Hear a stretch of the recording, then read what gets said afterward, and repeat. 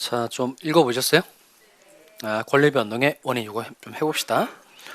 아까 물권하고 채권의 공통적인 요소를 공부하는 게 민법 총칙이라고 그랬으니까 하나씩 좀 살펴보도록 하겠어요. 이건 제가 군데군데서 많이 정리를 해줬던 내용이라 뭐 따로 그냥 편안하게 들으시면 돼요.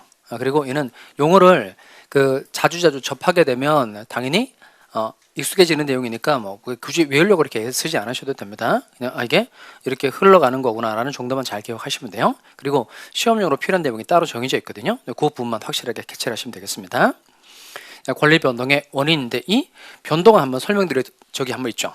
그러니까 물권의 변동 세 가지를 말한다는 겁니다. 발생, 변경, 소멸. 그러니까 권리가 발생하고 변경되고 소멸되는 거 말하는 겁니다. 그러면 권리가 발생하는 경우로 우리가 어떤 경우 배웠을까요? 권리의 발생으로 건물 신축. 건물 신축했을 때 신축한 건물에 대해서 소유권이라는 권리가 처음 생기는 거죠. 권리가 생기는 거, 권리 발생. 그다음 변경은 뭐 배웠을까요? 권리가 바뀌는 거. 그게 법정갱신입니다. 법정갱신. 건물 전세권의 존속기한이 끝나갈 무렵에 전세권 설정자 쪽에서 아무런 얘기를 하지 않았다. 그러면 전 전세권과 동일한 조건으로 다시 전세권 설정되는 게 되죠. 얘는 물권의 내용이 바뀌는 겁니다. 이게 물권의 변경이고요. 그 다음에 권리가 소멸하는 거 표현돼. 소멸하는 거 뭐가 있을까요? 황소 사례.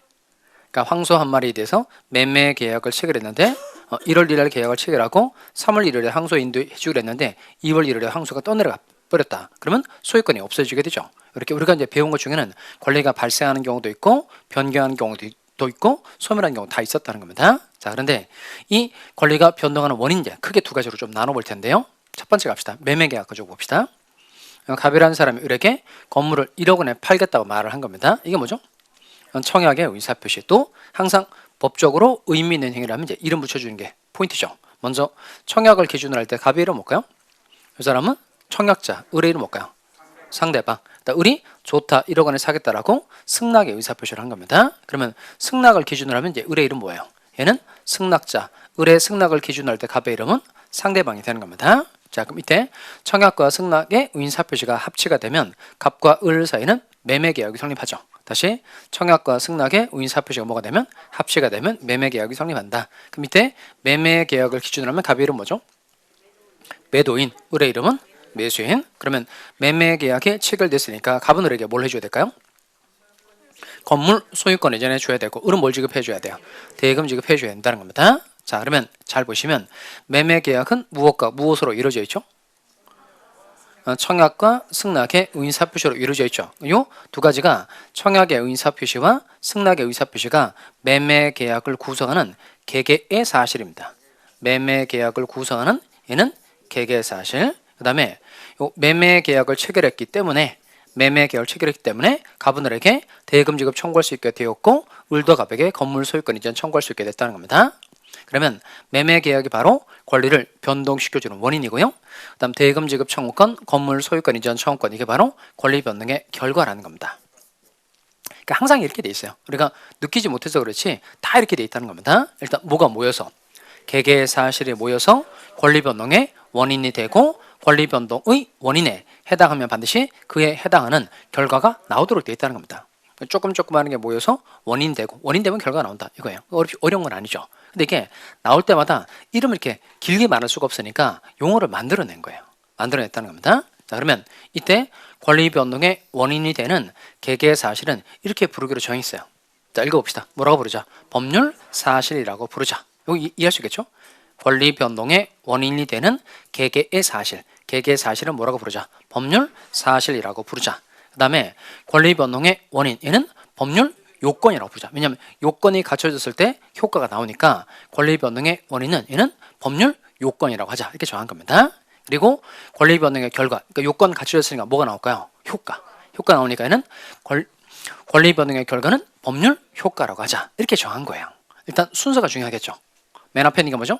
법률 사실. 그 다음 법률 요건, 법률 효과. 얘는 여러 번 반복시켜 드릴 테니까 편하게 들으시면 됩니다. 법률 사실이 모여서 법률 요건이 되고 법률 요건에 해당하면 반드시 그에 해당되는 법률 효과가 나오도록 되어 있다. 법률 사실, 법률 요건, 법률 효과. 자, 그럼 다른 거 한번 좀 해봅시다. 갑하고 을이 이제 말다툼을 하다가 갑이 을을 한 대 이렇게 때린 거예요. 한 대 이렇게 때렸다는 겁니다. 때렸다는 거예요.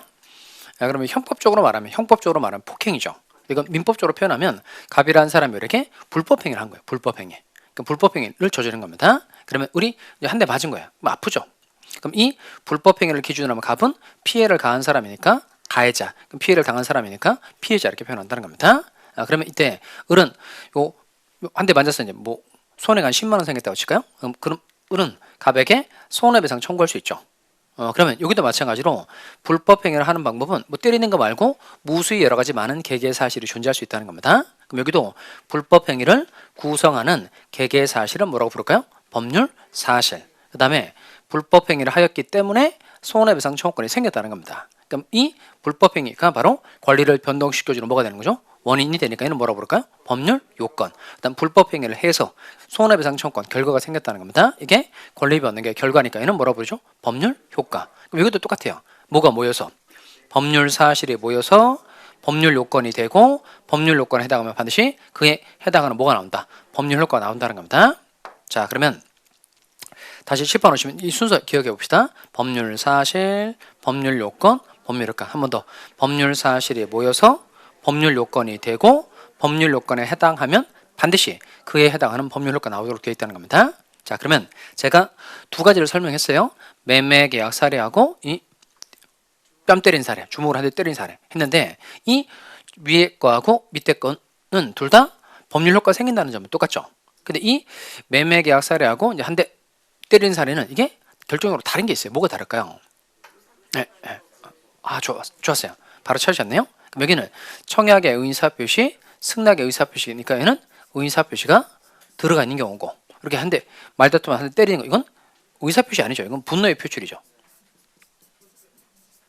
이건 의사표시도 아닌 거야. 그러니까 첫 번째 위에 거는 얘는 의사표시가 들어가 있는 경우고 밑에 건 의사표시가 안 들어가 있는 경우라는 겁니다. 이게 둘의 결정적인 차이점이 되는 거예요. 자, 그러면 이때 이 둘 다 법률 효과가 생긴다는 점은 같은데 하나는 의사표시가 들어가 있고 하나는 의사표시가 안 들어가 있다는 겁니다. 그럼 둘은 성질이 같은 거예요, 다른 거예요? 다른 거죠. 그러니까 성질이 다를 때는 늘 구별해야 될 필요가 생긴다는 겁니다. 그럼 구별하기 위해서 이제 가장 쉬운 건 이름 붙여주는 거예요. 성질이 다른 두 가지를 구별하기 위해서 가장 손쉬운 방법은 이름을 붙여주는 겁니다. 그래서 만든 이름을 그것만 좀 기억하면 돼요. 여기는 이제 기억하셔야 됩니다. 그러면 요 사람이 쭉 이제 법률 사실 중에서 의사표시가 들어가 있다. 사람의 의사표시가 들어가 있다. 이건 법률 요건으로 와서 얘는 법률 행위라고 하자. 이렇게 정한 거예요. 그러니까 법률 사실에 해당되는 걸 쭉 늘어놓고 보니까 의사표시가 들어가 있더라. 이건 법률 요건적으로 와서 법률 행위라고 하자. 이렇게 정한 겁니다. 그 다음에 법률 사실에 해당되는 걸 쭉 늘어놓고 보니까 얘는 의사표시가 하나도 안 들어가 있다는 겁니다. 얘는 법률 요건적으로 와서 뭐라고 부르자?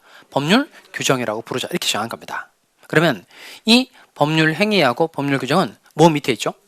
법률 요건 밑에 있죠. 그러니까 법률 요건에 두 가지가 있다는 겁니다. 어디에? 법률 요건에 두 가지가 있다는 겁니다. 그럼 이 법률 행위하고 법률 규정으로 나누는 구별 기준은 뭐가 있고 없고의 차이죠? 의사표시가 있고 없고의 차이라는 겁니다. 자, 그러면 이 법률 요건은 방이 두 개 있다는 겁니다. 법률 요건에 방. 이렇게 법률 요건에 방 이렇게 두 가지가 있다는 겁니다. 하나는 법률 행위라고 이름표가 붙어 있는 방. 그 다음에 여기 다른 하나는 법률 규정이라고 되어 있는 방이 있다는 겁니다. 그 다음에 법률 사실에 해당되는 엄청 많아요. 법률 사실에 해당되는 A, B, C, D, E 뭐 이렇게 쭉쭉 이렇게 있다 칩시다. 먼저 A라는 행위를 분석을 해봤더니 얘는 의사표시가 들어가 있는 겁니다. 얘는 어디다 집어넣는 거죠? 어디다 집어넣는 거죠? 여기다. 법률 행위방에 집어넣는 거죠. 그 다음에 B라는 놈을 분석을 해봤더니 얘는 의사표시가 안 들어가 있더라. 그러면은 어디다 집어넣는 거죠? 법률 규정방에 집어넣는다는 겁니다. C를 분석을 해봤더니 얘는 의사표시가 들어가 있더라. 얘는 어디다 집어넣을까요? 법률 행위방에 넣는 거고 이 D를 분석해봤더니 의사표시가 안 들어가 있다. 얘는 어디다 집어넣죠? 법률 규정방에 집어넣는다는 겁니다. 그럼 모든 내용을 다 법률 행위, 법률 규정으로 집어넣을 수 있죠. 그리고 법률 행위 방문을 딱 열어보면 공통점이 뭘까요? 다 의사표시가 들어가 있는 놈들이라는 겁니다. 그래서 사람이 행위를 하는 여러 유형 중에서 의사표시가 들어가 있는 걸 모두 묶어서 뭐라고 부른다? 법률행위라고 부른다는 겁니다. 그 다음에 의사표시가 들어가 있지 않은 경우는 다 법률 규정이라고 부른다는 겁니다. 근데 이 내용을 한번 공부한 적이 있죠. 어디서 봤냐면 물권 변동의 원인할 때.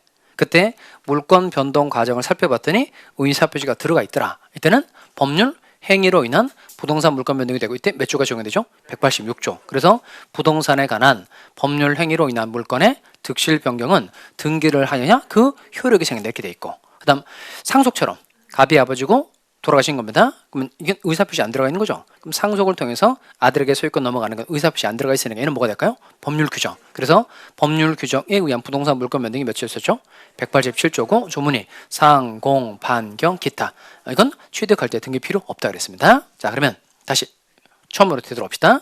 이렇게 법률 사실에 해당되는 걸 쭉 늘어놓고 보니까 의사표시가 들어가 있더라. 얘는 법률 요건 쪽으로 와서 법률 행위라고 하자라고 정한 거고, 의사표시가 들어가 있지 않은 건 법률 요건 쪽으로 와서 법률 규정이라고 하자 이렇게 정한 겁니다. 자, 그러면 법률행위가 되려면 반드시 뭐가 꼭 있어야 되죠?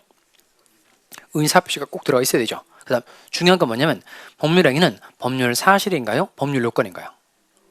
법률 요건. 지금 이 법률행위가 뭐 밑에 있다는 거죠? 법률 요건 밑에 있다는 겁니다. 그럼 이 법률행위도 법률 요건에 해당하는 거고 법률 규정도 법률 요건에 해당한다는 겁니다. 자, 그러면 이제 마지막으로 여러분 요것만 좀 눈여겨보시기 바랍니다.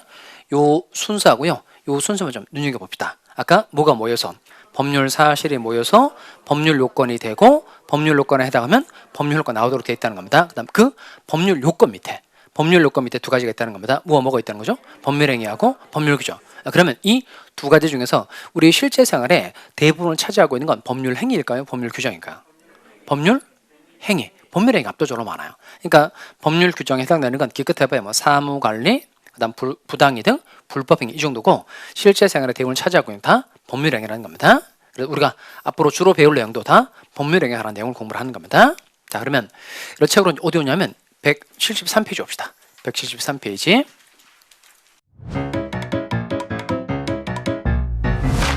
에듀윌 유료 회원만의 라이브 클래스. 두 번째 시간 보겠습니다. 이제는 이제 머리 앞에 세로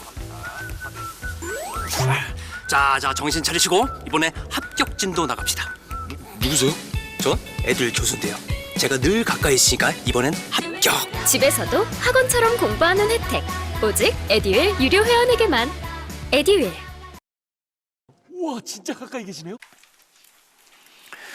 자, 그럼 법률행위가 중요하다고 그랬으니 그건 이제 기억나야 됩니다. 그럼 법률행위가 왜 만들어졌고 법률행위는 어떤 중요한 특징이 있는지 교환 보면서 좀 따라옵시다. 얘는 5페이지 상단에 있어요. 5페이지 상단. 자, 제가 예를 가지고 할 테니까 잘 따라옵니다. 먼저 7번 볼까요? 갑이 건물 하나 가지고 있는데 이 사람이 을에게 자신의 건물을 유증하게 된 겁니다. 유증하세요? 유증이 뭐죠? 유증. 그러니까 유언 더하기 증여. 유언 더하기 증여. 그러니까 유언하면서 다른 사람에게 물건 주는 걸 유증에 표현합니다. 그러니까 즉 갑이라는 사람이 유언장에다가 내 건물을 내 친구 을에게 줘라. 이게 유증이 되는 겁니다. 즉 유언하면서 다른 사람에게 물건 주는 걸 유증에게 표현합니다. 밑에 유증을 기준으로 하면 갑의 이름 뭘까요? 유증한 사람이니까 유증자. 을은 유증 받은 사람이니까 뭘까요? 수증자가 아니에요. 수증자가 아니고 그게 좀 달라요. 갑이 자신의 금을 을에게 증여할 수 있거든요. 증여는 계약이에요. 갑이라는 사람이 증여해 주겠다라고 의사를 표시하고 을이 좋다라고 승낙을 하면 증여 계약이 성립하는 겁니다. 유증은 의사 표시 한 개죠. 한 개는 얘는 단독행위라고 하고 증여는 두 개의 의사 표시가 대립하는 경우라 계약이라고 합니다. 증여일 때는 갑은 물건 준 사람이죠. 얘는 이름 뭘까요? 증여자라고 하고 요 을은 증여 받은 사람이죠. 얘는 수증자라 그래요. 수증자. 그러니까 증여를 기준으로 했을 때 이제 을의 이름 수증자가 되는 거고, 제가 물어본 건 유증이에요. 유증. 그러니까 유증의 경우에 갑의 이름 뭐죠? 갑은 유증을 한 사람이에요. 유증자. 그다음 을은 유증을 받은 사람이죠. 수유자라고. 수유자. 그러니까 이름이 좀 다르다는 겁니다. 증여받은 사람은 수증자라고 하고 유증 받은 사람은 수유자 이렇게 표현한다는 겁니다. 이해하시겠죠? 근데 가끔 그 다른 과목 공부할 때 유증 받은 사람을 제가 책 확인해 보니까 수증자로 되어 있는 것도 있고 그리고 실제로 말도 하더라고요. 그러면 그 유증 받은 사람을 수증자라고 이제 다른 교수님이 얘기를 하거나 책에 그렇게 쓰여져 있어도 성질내거나 그러시면 안 돼요. 그러니까 유증 받은 사람이니까 그 수유자를 말하는 거는 이렇게 알아들으셔야 됩니다. 민법에서 배운데 말이죠. 수증자라고 하면 이렇게 따지지 마시고, 아시겠죠? 좋게 알아들으시기 바랍니다. 유증 받은 사람 뭐라고 표현한다고요? 수유자. 증여 받은 사람은 수증자 이렇게 말한다는 겁니다. 자, 그럼 다시 원래대로 올까요?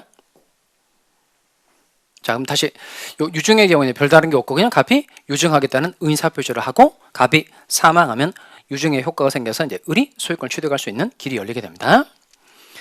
자, 이번엔 갑 건물 가지고 있고 건물에 대해서 을과 매매 계약을 체결하는 겁니다. 그럼 갑이 1억 원에 팔겠다. 청약의 의사 표시. 을이 좋다. 1억 원에 사겠다라고 승낙의 의사 표시를 한 겁니다. 그러면 청약과 승낙의 의사 표시가 합치게 되면 뭐가 성립하죠? 매매 계약. 매매 계약. 그러면 요 매매 계약은 청약의 의사 표시와 승낙의 의사 표시로 이루어져 있는 겁니다. 자, 이번엔 갑, 을병 세 사람이 이제 회사를 하나 만들려고 하는 겁니다. 회사. 그 밑에 회사를 만들 때 가장 기본적으로 이제 단체 규칙을 정해야 됩니다. 정관 동그라미 하시고 정관. 그다 써놓을까요? 정관은 뭐냐면 얘는 단체의 규칙 이렇게 표현하시면 되겠어요. 단체의 규칙. 그러니까 단체를 만들어서 운영을 어떻게 할 건지에 관한 세부적인 내용을 정할 수 있는데 그걸 정관이라고 표현한다는 겁니다.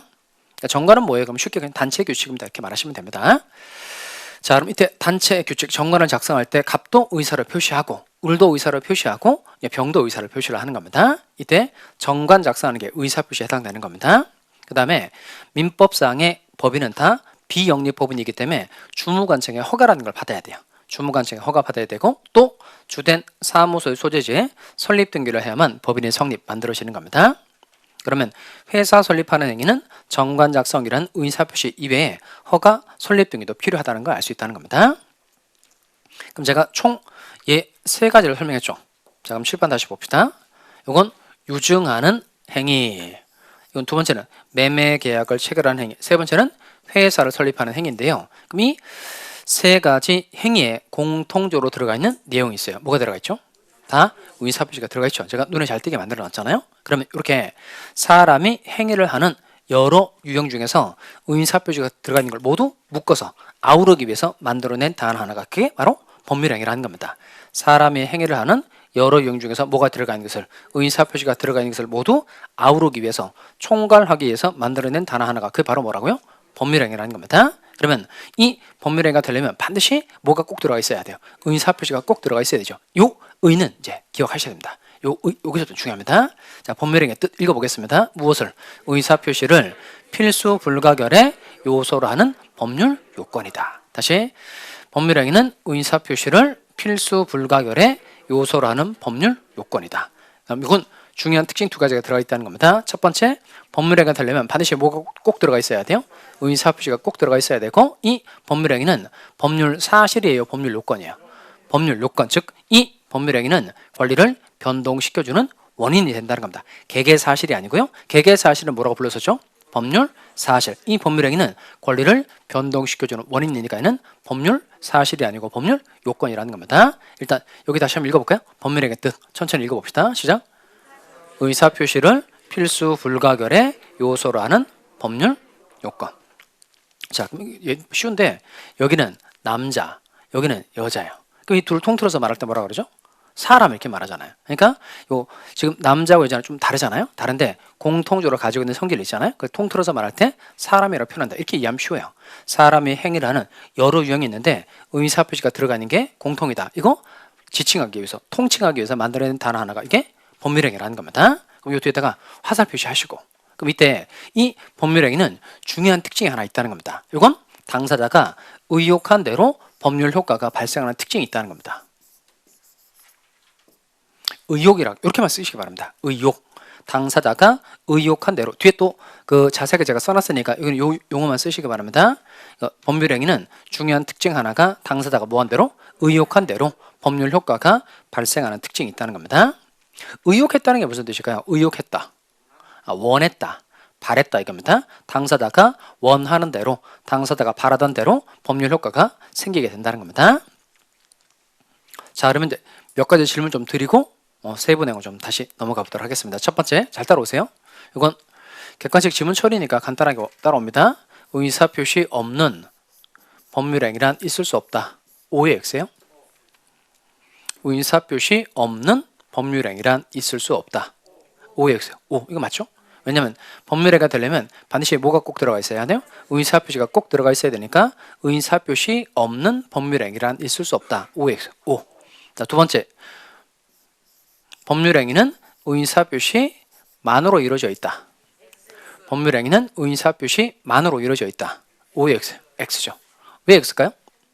아까 이 법률행위는 의사표시가 필수 불가결 요소인 건 맞는데 의사표시 말고 다른 법률 사실이 필요한 경우도 있어요, 없어요? 있죠. 그 다른 법률 사실이 필요한 경우가 1번일까요? 2번일까요? 3번일까요? 3번 생각하면 되죠. 물론 1번도 그러긴 한데 3번. 3번은 정관 작성하는 게 의사표시인데 이것 이외에 주무관청에 허가도 받아야 되고 설립 등이라는 것도 해야 되니까 다른 법률 사실이 필요한 경우도 있다는 겁니다. 자, 세 번째. 의사표시만으로 법률행위가 성립하는 경우도 있다. 의사표시만으로 법률행위가 성립하는 경우도 있다. OX. 오, 이거 맞죠? 그러면 의사표시만 가지고 법률행위가 성립하는 경우가 1번, 2번, 3번 중에 뭘까요? 2번입니다. 2번. 나중에 공부를 좀 하겠지만 이 유증이라는 건 유증은 의사표시가 중요한 건 맞는데 의사표시만 가지고 안 되고 법이 인정하고 있는 방식을 갖춰야 돼요. 그러니까 법에서 인정하는 방식을 별도로 갖춰야만 유증의 효력이 생기게 된다는 겁니다. 요 매매계약 잘 볼까요? 매매계약은 딴 게 없죠. 매매계약은 청약의 의사표시, 승낙의 의사표시만 있으면 되니까 딴 게 필요 없단 말이에요. 그러니까 의사표시만 가지고 법률행위가 성립하는 경우는 여기서는 이제 2번이 되는 겁니다. 이렇게 세 가지 내용을 처리를 하려면 일단 요걸 잘 기억해 두시면 되는 거죠. 법률행위는 뜻이 뭐죠? 의사표시를 필수 불가결의 요소로 하는 법률 요건이다. 그 다음에 얘는 당사자가 뭐한 대로 의혹한 대로 법률 효과가 생긴다는 겁니다. 자, 그러면 잘 따라오십시다. 그러면 당사자가 원하는 대로 법률 효과가 생기려면 이 법률행위가 또 요건을 갖춰야 됩니다. 다시 읽어보겠어요. 당사자가 뭐한 대로 의혹한 대로 법률 효과가 발생하기 위한 요건. 다시 당사자가 뭐한 대로 의혹한 대로 원하는 대로 바라던 대로 법률 효과가 생기려면 일단 두 가지 요건을 갖춰야 되는데요. 일단 이건 잘 색칠하면서 따라옵시다. 첫 번째가 성립 요건이고요. 성립 요건. 그 다음에 효력 요건 이렇게 갖춰야 됩니다. 무슨 요건과 무슨 요건을 갖춰야 돼요? 성립 요건과 효력 요건을 갖춰야 한다는 겁니다. 자, 그리고 반드시 순서를 좀 잘 기억합시다. 그럼 이 두 가지 중에서 어떤 요건을 먼저 검토를 해야 될까요? 성립 요건을 먼저 검토를 해야 되죠. 성립 요건은 말 그대로 법률행위가 성립하기 위한 요건이고요. 그 다음에 효력 요건은 성립이 되고 난 다음에 효력을 발생하기 위해서 유효가 되기 위해서 필요한 요건이 이게 효력 요건인 겁니다. 자, 따라서 이렇게 한번 표시할까요? 이렇게. 요 표시도 별것도 아닌 것 같지만 꼭 기억하셔야 됩니다. 반드시 무슨 요건을 갖춘 경우라야만 성립 요건을 갖춘 경우라야만 효력 요건을 검토하게 된다는 겁니다. 그러면 성립 요건에 뭐가 있고 효력 요건에 뭐가 있는지 한번 해봅시다. 첫 번째, 성립 요건에 해당되는 게 일단 세 가지입니다. 그러니까 지금 기초 과정에서는 특별 성립 요건하고 특별 효력 요건 나중에 공부하도록 하고 일반적 성립 요건, 일반적 효력 요건을 하도록 하겠습니다. 일반적 성립 요건이라는 건 모든 법률행위에 공통적으로 다 필요한 성립 요건을 말하는 겁니다. 이 세 가지인데요. 읽어보겠습니다. 첫 번째 뭐죠? 당사자. 두 번째 목적. 이게 법률행위의 목적이라는 겁니다. 세 번째 의사표시. 이렇게 당사자, 목적, 의사표시가 있으면 이 법률행위가 뭐 하는 거죠? 성립한다는 겁니다. 그 다음에 효력 요건은 또 당사자에 대응하는 것, 목적에 대응하는 것, 의사표시에 대응하는 것 이런 순서로 돼 있어요. 그럼 첫 번째 당사자가 뭘 갖춰야 할까요? 능력. 당사 능력 세 가지 갖춰야 됩니다. 권리 능력, 행위 능력, 의사 능력 갖춰야 되고요. 두 번째 법률행위의 목적은 확가적사입니다. 이렇게만 기억합시다. 확가적사. 더 안 쓰셔도 돼요. 필기 안 하셔도 됩니다. 뒤에 다 나옵니다. 확정성, 가능성, 적법성, 사회적 타당성. 세 번째 의사와 표시가 뭐하고 일치하고 하자가 없어야 한다는 겁니다. 자, 그럼 먼저 요 당사자, 목적, 의사표시가 갖춰졌어요. 그럼 하나 좀 해봅시다. 먼저 건물 가지고 있고 건물에 대해서 을과 매매 계약을 체결한 겁니다. 자, 그럼 먼저 매매 계약을 체결한 경우에 갑은을한테 뭘 해줘야 될까요? 이 사람 건물 소유권 이전해 줘야 되고 을은 뭘 지급해 줘야 되죠? 대금 지급. 맨날 보던 그림이죠. 자, 먼저 당사자 있어요, 없어요? 있죠? 갑의 이름 뭐예요? 매도인. 이런 뭐죠? 매수인. 당사자 있고. 그다음 이 건물 매매 계약의 목적은 뭘까요? 건물 매매 계약의 목적. 이건 뭐냐면 그 법률행위의 목적이란 그 법률행위를 통하여 당사자가 달성하려고 하는 법률 효과를 말합니다. 법률 효과. 그럼 법률 효과에 해당되는 게 아까 법률 효과에 해당되는 게 뭐였었죠? 이거죠. 건물 소유권 이전하고 대금 지급. 따라서 건물 매매 계약의 목적은 건물 소유권 이전하는 것 그리고 대금 지급하는 거 이렇게 말하시면 됩니다. 그리고 갑의 청약의 의사표시가 있고 을의 승낙의 의사표시가 있죠. 그럼 이때 세 가지 당사자, 목적, 의사표시가 다 갖춰진 겁니다. 그럼 이 법률행위가 뭐였다고 말하죠? 성립했다고 말합니다. 성립. 그럼 이 세 가지 중 어느 하나라도 갖추지 못했다. 그럼 뭘까요? 이때는 불성립이 되는 거죠. 성립조차 하지 않았다 해서 이건 불성립 이렇게 표현한다는 겁니다. 자, 다음 그럼 이때 요 불성립은 아예 성립 요건조차 갖추지 못한 경우니까 별도로 효력 요건을 검토할 필요가 있어요, 없어요? 없죠. 그러니까 반드시 무슨 요건을 갖춘 경우라야만 성립 요건을 갖춘 경우라야만 효력 요건을 검토하게 된다는 겁니다. 그다음에 효력 요건 첫 번째가 당사자가 능력 세 가지 갖추는 건데 능력 세 가지가 권리 능력, 행위 능력, 의사 능력. 갑하구리 권리 능력, 행위 능력, 의사 능력 다 각각 갖추고 그다음 법률행위 목적이 확인하는 거 확정. 일단 무엇을 이전해 줄 건지 알 수 있어야 한다는 겁니다. 이게 확정. 두 번째는 확정되었을 때 이행하는 게 실현하는 게 가능해야 된다는 겁니다.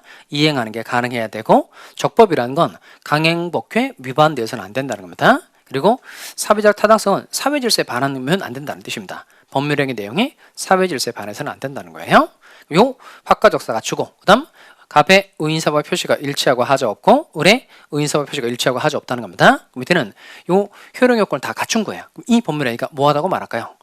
유효하다고 말해요. 유효하다고 말하고 이때 성립 요건을 갖췄는데 효력 요건을 못 갖춘 겁니다. 이때는 이 법률행위가 무효라고 말해요. 무효.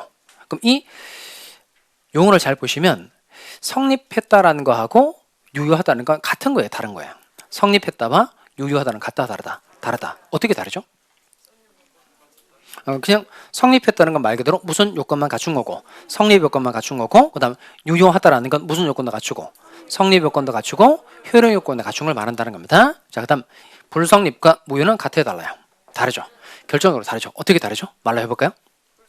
얘는 표현할 수 있어야 됩니다. 그럼 첫 번째 먼저 불성립은 무슨 요건도 못 갖춘 경우고 성립 요건도 못 갖춘 경우고 무효는 무슨 요건을 갖췄으나 성립 요건을 갖췄으나 효력 요건을 못 갖춘 거니까 둘은 같다 다르다는 겁니다. 자, 그러면 아까 칠판 볼까요?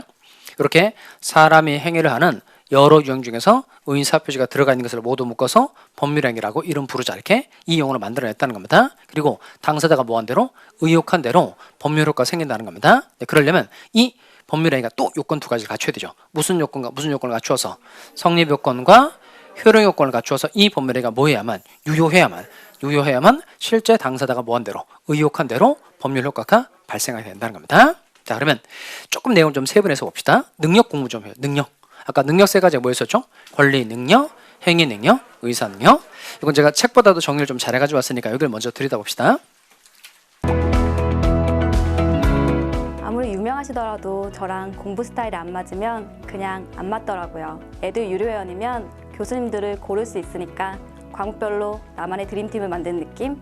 저랑 꼭 맞는 교수님을 선택할 수 있었던 게 합격 비법이었던 것 같아요.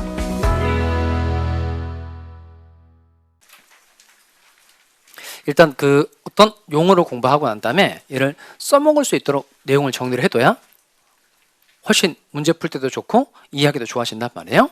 일단 권리 능력은 책에는 어떻게 되어 있냐면 권리 능력이란 권리를 취득하거나 의무를 부담할 수 있는 추상적 지위 자격 능력을 말한다 이렇게 되어 있어요. 권리를 취득하거나 의무를 부담할 수 있는 추상적인 지위 자격 능력을 말한다 이렇게 되어 있거든요. 그럼 일단 여러분은 권리 능력이 있어요, 없어요? 있죠. 저는 권리 능력이 있어요, 없어요? 있죠. 근데 수업 시간에 이제 깊게 잠든 사람도 있죠. 지금 몇 분 좀 보이시는데 수업 시간에 푹 자는 사람, 이런 사람 권리 능력이 있어요, 없어요? 있죠. 그러니까 이건 권리 능력 뜻이 뭐냐면 이게 살아 있어야 한다는 뜻입니다. 뭐 있어야 한다? 살아 있어야 한다. 그러니까 살아 있기만 하면 권리를 취득할 가능성, 살아 있기만 하면 의무를 부담할 가능성이 생긴다는 겁니다. 따라서 권리 능력 이렇게 기억하시면 됩니다. 권리 능력은 살아 있어야 한다. 그러면 다 권리 능력이 다 있는 거죠. 그럼 권리 능력 없는 사람으로 어떤 사람이 있을까요? 권리 능력 없는 경우가 이거 권리 능력 없는 경우 이거 사자. 사자 뭐죠 이거? 죽은 사람이죠. 라이온 아니고 죽은 사람. 그러면 이 죽은 사람은 무슨 능력이 없는 거죠? 권리 능력. 그러면 죽은 사람을 산 사람인 것처럼 해서 매매 계약을 하나 한 거예요. 그러면 이건 권리 능력이 없는 경우니까 이건 법률행위 효력이 뭐가 될까요? 이건 무효. 그러니까 취소할 수 있는 경우가 아니고요. 무효. 다음 시간에 무효는 뭐고 취소는 뭐고 마지막 시간에 때 배워보도록 하겠습니다. 이건 하자가 워낙 커서 무효로 된다는 겁니다. 그 다음에 두 번째가 행위 능력인데요. 행위 능력은 의는 좀 쉬워요. 읽어봅시다. 단독으로 읽어봅시다. 시작. 단독으로 법률행위를 할 수 있는 능력. 그럼 여러분은 행위 능력이 있어요, 없어요? 있죠. 그러니까 이때 단독으로는 누구의 동의 없이도 그런 말인 겁니다.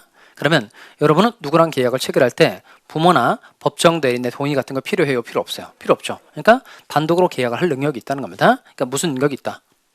행위 능력이 있다는 겁니다. 자, 그러면 그 행위 능력이 제한되는 사람으로 가장 대표적 사람이 미성년자입니다. 미성년자. 옆에 써놓을까요? 그러면 미성년자는 만 몇 세 미만자죠? 만 19세. 요거. 법에서 말하는 건 다 만 나이입니다. 19세 미만자. 요게 미성년자인 겁니다. 이것도 실수하지 않기 바랍니다. 자, 만 19세 미만자가 이 사람 미성년자인 겁니다. 이 사람 이외에 뭐 피성년 후견인도 있고 피한정 후견인도 있고 그런데 이건 나올 때마다 제가 개념 한 번씩 설명드리도록 하겠습니다. 그러면 미성년자가 아니면 다 무슨 능력이 있는 거죠? 행위 능력이 있다는 겁니다. 그러면 미성년자는 상대방과 단독으로 계약을 할 능력이 모자라니까 매매 계약 같은 거 체결하려면 누구의 뭐가 있어야 되죠? 법정 대리인의 동의를 얻어야 한다는 겁니다. 그러면 제한능력자가 법정 대리인 동의 없이 법매를 했다는 겁니다. 제한능력자 미성년자가 부모의 동의 없이 상대방과 매매 계약 같은 거 체결했다는 겁니다. 이때 이 매매 계약은 무효로가 말하지 않고요. 이때는 뭐 할 수 있다? 취소할 수 있다 이렇게 표현합니다. 그러니까 무효는 처음부터 아무런 효력이 생기지 않는 거고 취소는 일억 유예하다가 취소를 하게 되면 처음으로 거슬러 올라가서 효력이 없어지게 되는 겁니다. 어쨌든 개념적으로 둘은 좀 달라요. 그 다음에 의사능력. 저는 처음 공부할 때 의사능력이 제일 어렵더라고요. 의사능력. 그러니까 의사능력이라는 게 책을 읽어보니까 의사능력이란 자기가 한 법률행위의 의미나 내용을 이해할 수 있는 정신적인 능력을 말한다 이렇게 돼 있더라고요.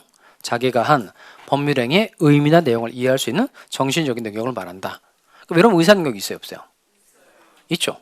그럼 수업 시간에 깊게 잡는 사람, 이 사람 의사능력이 있어요? 없어요? 이런 사람은 없는 거죠. 이게 뜻이 뭐냐면 그냥 제정신이 아니다. 뜻이 제정신이 한다. 제정신이면 다 의사능력이 있는 거죠. 있는 거. 의사능력 뜻이 뭐라고요? 제정신이 한다. 제정신이 한다. 이렇게 말하시면 됩니다. 자, 그러면 그 수면 중에 있는 자, 최면 중에 있는 자, 이 사람들은 지가 무슨 능력이 하는지 모르죠. 제정신이 아니니까 무슨 능력이 없다고 말하는 거죠. 의사 능력이 없다 이렇게 말한다는 겁니다. 그 다음에 시험용으로 이게 판례가 있으니까 기억해 두셔야 될 대목이 있어요. 뭐냐면 이 사람이 자신의 건물을 을에게 매매하게 된 거예요. 매매. 그런데 얘가 매매 계약을 체결할 때 이거 가끔 제가 사용하는 표현인데 기억나야 됩니다. 그러니까 참이슬 60병을 먹고 계약을 체결한 겁니다. 이거 술에 떡이 됐다 이 말이죠. 술에 완전 떡이 된 상태에서 계약을 체결했다는 겁니다. 그럼 이건 이 사람 권리 능력이 있어요? 없어요? 있죠. 살아있잖아요. 살아있으니까 권리 능력이 있죠. 일단 미성년자 아니면 행위 능력이 있죠. 근데 술에 완전 떡이 된 상태니까 이걸 표현할 때 이렇게 말합니다. 이게 의사 능력이 없는 경우, 대표적 경우 이게 명정이라는 겁니다. 그러니까 술 먹고 아무것도 기억 못하는 상태가 명정이라는 겁니다. 그러면 이렇게 명정 상태에서 매매 계약을 체결하게 됐어요. 판례도 두 가지 있습니다. 명정 상태에서 건물 매매 계약을 체결했다. 그다음 대취한 상태에서 이빨 취했다는 겁니다. 대취한 상태에서 토지를 증여하고 말았다. 이거 판례도 있어요. 그러니까 이건 의인사 능력이 없는 경우라는 겁니다. 그럼 이때 의인사 능력이 없을 때 법률행위 효력은 무효이다. 취소할 수 있다. 얘는 무효. 그러니까 무효 쪽에 하자가 훨씬 더 큰 경우입니다. 자, 그러면 대부분의 사람들은 능력 있는 경우가 대부분일까요? 없는 경우가 대부분일까요? 다 있는 경우가 대부분이죠. 그래서 이때는 문제가 되는 경우는 별도로 검토합니다. 그 당사자를 살펴봤더니 이렇게 사자가 들어가 있다. 또는 미성년자가 들어가 있다. 또는 명정 상태가 있더라. 이런 문제가 되는 경우는 검토를 하고 특별한 사정이 없으면 이 능력은 다 갖춘 것으로 처리를 합니다. 아까 효력요건 첫 번째가 뭐였었죠? 당사자가 능력 세 가지가 취한다는 겁니다. 능력 세 가지가 권리 능력, 행위 능력, 의사 능력. 자, 이건 제가 정리를 해드린 것대로 한 번 정도 차근차근 읽어서 요 무효 취소에 관한 내용 예에 해당되는 사람 정도만 잘 기억을 해주시면 되겠습니다. 자, 그럼 좀 마무리 지어봅시다. 아까 건물 매매 계약을 가지고 설명했으니까 한번 봅시다. 그러면 다시 칠판에 와서 갑이 건물을 1억 원에 팔겠다 이게 뭐죠? 청약의 의사표시. 을이 좋다 1억 원에 사겠다 이게 승낙의 의사표시. 그러면 청약과 승낙의 의사표시가 합치가 되면 매매 계약이 성립하죠. 건물 소유권 이전 청구할 수 있고 대금지급 청구할 수 있는 겁니다. 해봐요. 청약의 의사표시와 승낙의 의사표시는 어디에 해당할까요? 법률, 사실. 합치가 돼서 생긴 매매 계약은 법률, 요건. 건물 소유권 이전 청구권, 대금지급 청구권은 법률, 효과. 그다음 이 매매 계약은 법률 요건에 두 가지 있다 그랬죠? 법률 행위하고 법률 규정 중에는 어디에 해당할까요? 법률 행위에 해당하죠. 법률행위에 해당하는 이유는 의사 표시가 들어가 있기 때문에. 그다음 이 매매 계약은 당사자가 뭐한 대로 의혹한 대로 법률 효과가 생기는 특징이 있다는 겁니다. 자, 그러려면 첫 번째 당사자 있어요, 없어요? 있죠. 자, 성립 요건 첫 번째 당사자 있다 없다 있죠. 그다음 이 건물 매매 계약의 목적이 있어요, 없어요? 있죠. 매매 계약의 목적 뭐죠? 요거 건물 소유권 이전하는 것, 대금 지급하는 것 목적이 있고 의사표시 있죠. 청약의 의사표시, 승낙의 의사표시 있죠. 따라서 이 매매 계약이 성립했다 이렇게 말합니다. 성립. 이거 성립 요건 갖춘 거니까 성립했다. 그다음에 첫 번째 효력 요건 첫 번째가 당사자가 능력과 최대죠. 첫 번째 갑하구리, 권리 능력, 행위 능력, 의사 능력 요거 갖춰야 한다는 겁니다. 그 두 번째 요건이 뭔가요? 두 번째 요건이 법률행위의 목적이 확가적사, 확정성, 가능성, 적법성, 사회적 타당성. 얘도 법률행위의 목적, 얘도 법률행위의 목적이니까 첫 번째 이 당사자가 의도했던 목적이 먼저 뭐 할 수 있어야 한다. 확정할 수 있어야 되고요. 두 번째 가능해야 되고, 세 번째 적법해야 되고, 네 번째 사회적 타당성이 있어야 한다는 겁니다. 그리고 갑은 어떤 의사표시를 한 거죠? 청약의 의사표시. 을은 승낙의 의사표시를 한 거죠. 먼저 갑의 의사와 표시가 뭐하고 일치하고 하자 없고, 을의 의사와 표시가 일치하고 하자가 없으면 당사자가 의혹한 것대로 다 성립 요건하고 효력 요건을 다 갖췄으니까 이 매매 계약이 뭐가 될까요? 유효하게 되죠. 유효하게 되니까 실제 당사자가 뭐한 대로 의혹한 대로 법률 효과가 생긴다는 겁니다. 자, 그러면 문제 풀어보도록 하겠어요. 자, 10번 문제 쉬운데 실수하시면 안 됩니다. 풀어보세요.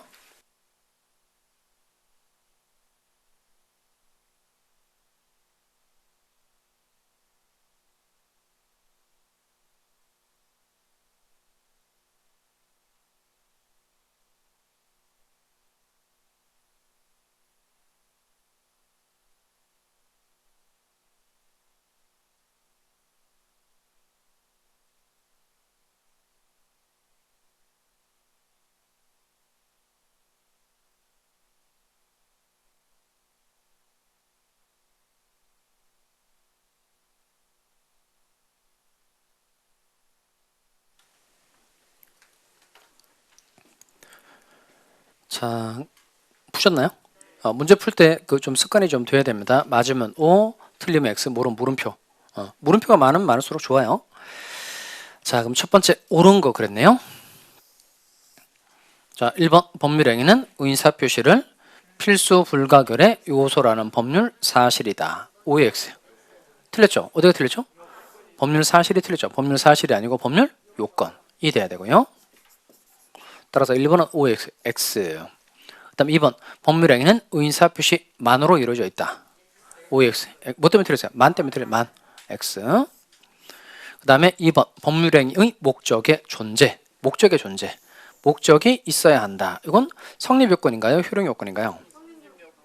목적이 있어야 한다. 이거 성립 요건이죠. 목적이 확가적사, 확정성, 가능성, 적법성, 사회적 타당성 걔는 효력 요건이고, 목적이 있어야 한다는 건 이건 무슨 요건인 거죠? 성립 요건. 그러니까 효력 요건이라고 되어 있으니까 OX, X. 그 다음에 4번 의인사 능력이 없는 자 그랬어요. 의인사 능력이 없는 자. 대표적 예가 뭐 있었죠? 아까 참이슬 60병. 술에 떡이 된 거니까 명정.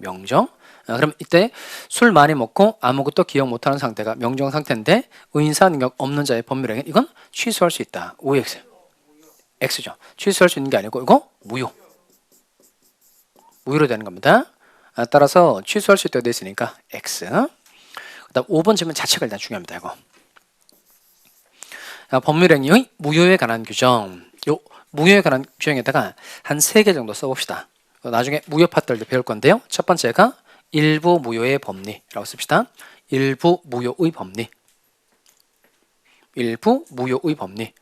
두 번째 무효 행위의 전환. 무효 행위의 전환. 무효 행위의 전환. 세 번째가 무효 행위의 추인. 무효 행위의 추인. 자, 첫 번째 뭘 썼죠? 일부 무효의 법리. 이건 137조고요. 그 다음에 두 번째가 무효행위의 전환 138조, 세 번째가 무효행위의 추인 139조. 나중에 배울 겁니다. 자, 그런데 이제 이 무효에 관한 규정이 있다는 겁니다. 자, 그럼 아까 이 무효에 관한 규정하고 이게 법률행위로 성립하지 않은 경우, 법률행위로서 성립하지 않은 경우, 뭘 써야 될까요? 이거 불성립이죠. 불성립.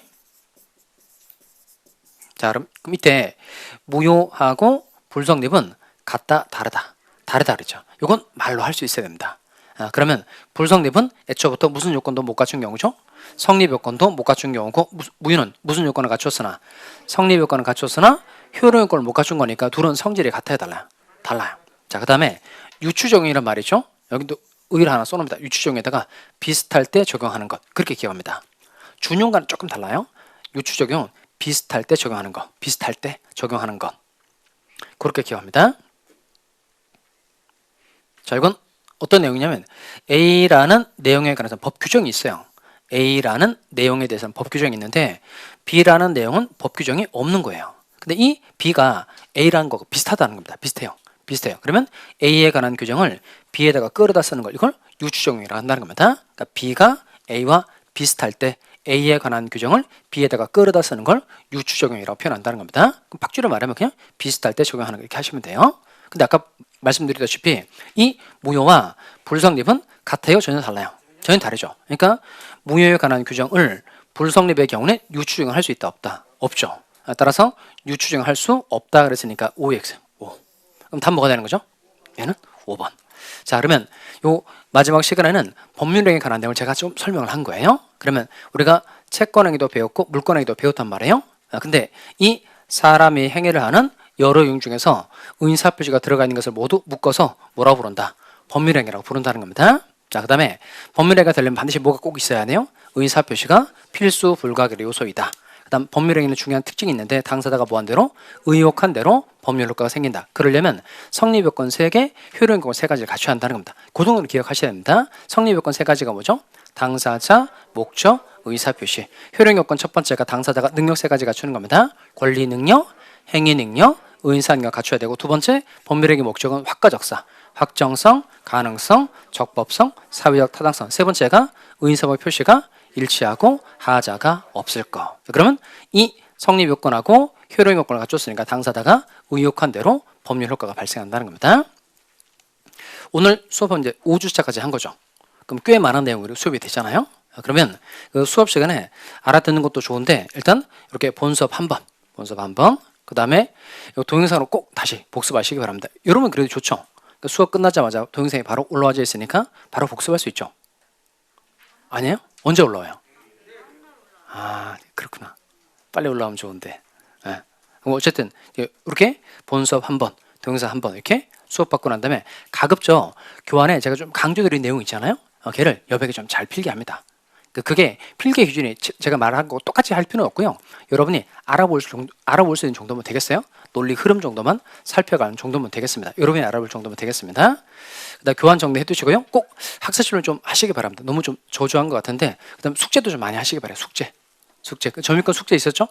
암기도 해가지고 저한테 알려주면 제가 선물 줬잖아요. 선물. 그다음에 1차 시험 면제 혜택도 줬고 그다음에 또 그 두 문자 전형계약의 종류 15가지 알려드렸었죠.